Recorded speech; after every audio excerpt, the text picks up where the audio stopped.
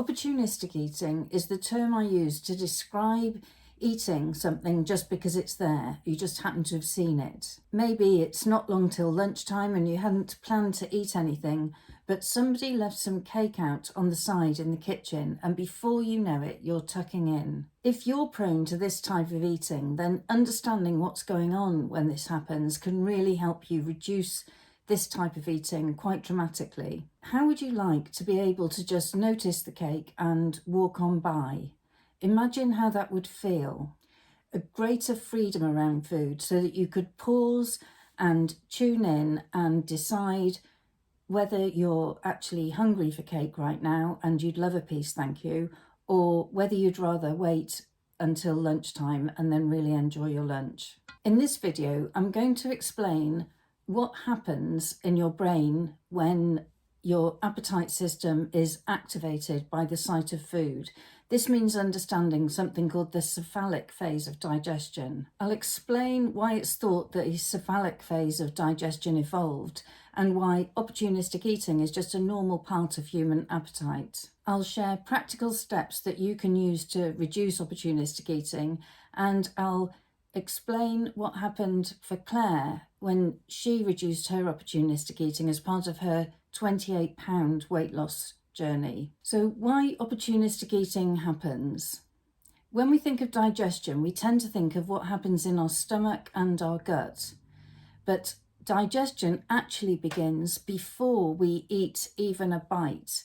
It begins in our brain, and even the thought of food is enough to get the appetite system buzzing, as you'll know. This first phase of digestion, the cephalic phase, named from the Greek word for head, is preparing your body to receive food and get ready to digest it. So the sight of food stimulates the cerebral cortex, and that passes messages to the hypothalamus and on via the vagal nerve to the stomach. So exposure even to the sight of food increases salivation and gastric activity, and it triggers insulin release. All too often in our modern world, this initiation of the appetite system happens because food is around so much of the time. Whether you're hungry or not, when your appetite system is hijacked in this way,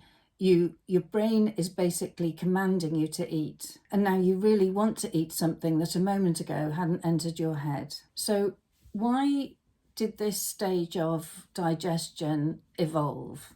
Why is it thought to be helpful? Well, it's thought that this cascade of hormones and enzymes that's activated at the sight of food helps to get your body ready so that it optimizes the digestion of food when it does arrive. In preparing the body, this preparatory phase of digestion is one of the many ways that we've evolved to get as much as we can from the food we eat. It's thought that the cephalic phase mechanisms help regulate the effects of food, so that the sight and smell of food creates this response which prevents the intake of food, creating too much imbalance. As we've seen, this mechanism kicks off irrespective of whether you're actually hungry. Once your appetite system swings into action, your brain commands you to eat, which is why I think it's a little bit like a sort of mini hijack of your brain. So what can you do to dramatically reduce your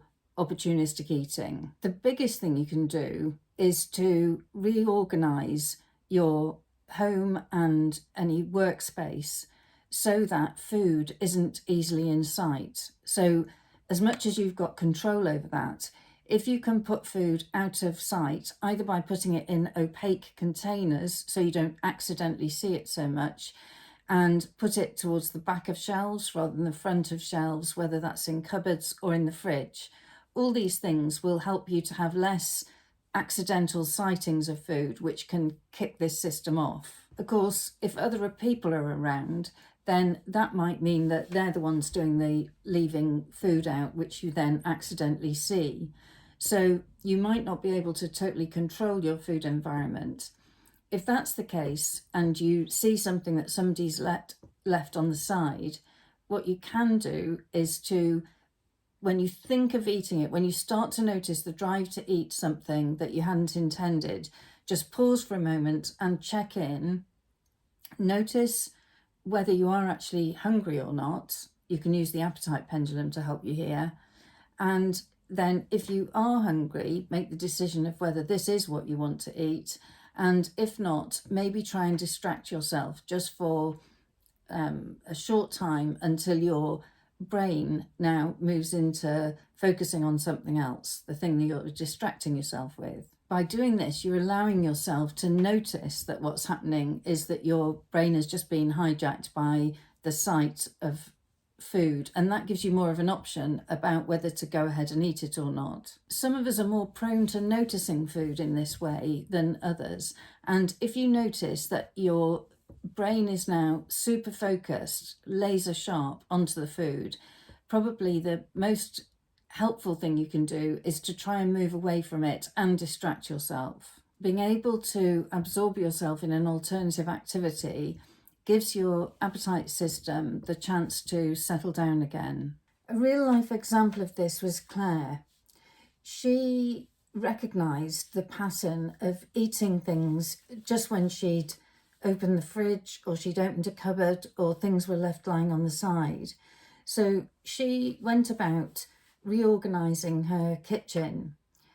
She first of all put all of the things that were out on display in opaque containers so that they were much less likely to attract her attention. She then reorganised her shelves in her cupboard so that the things that she didn't want to be eating were placed further back.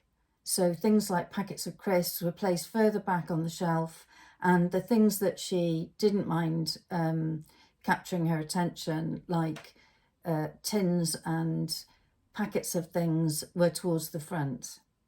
Then she looked at her fridge and she got two different sorts of containers, Tupperware containers, some of which were transparent, and in those she put up chopped up vegetables that she would either give to her kids or that she would snack on if she needed something to tide her over between meals.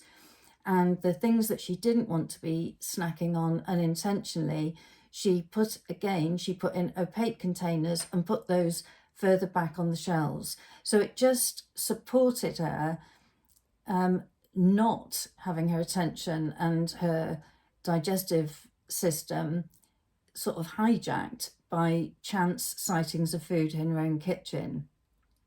She had a lot of control over her own workspace because she was self-employed, and she didn't have a great deal of other people leaving food around in that way. One thing she did find was that when family came round, they would often bring food of one sort or another and would leave whatever was left.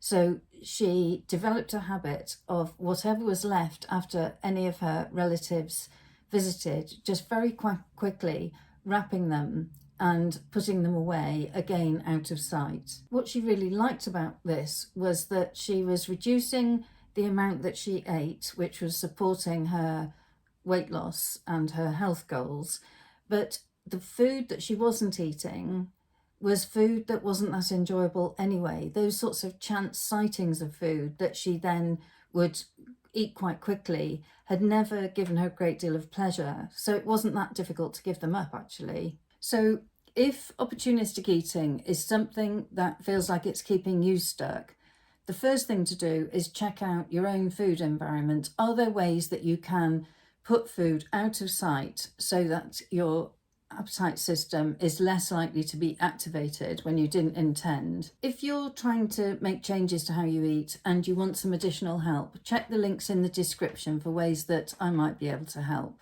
Please like and share this video and subscribe to my YouTube channel for plenty more of these videos on the psychology of eating, appetite and weight loss. Check out my next video on insurance policy eating. That's eating something now in case you're hungry later.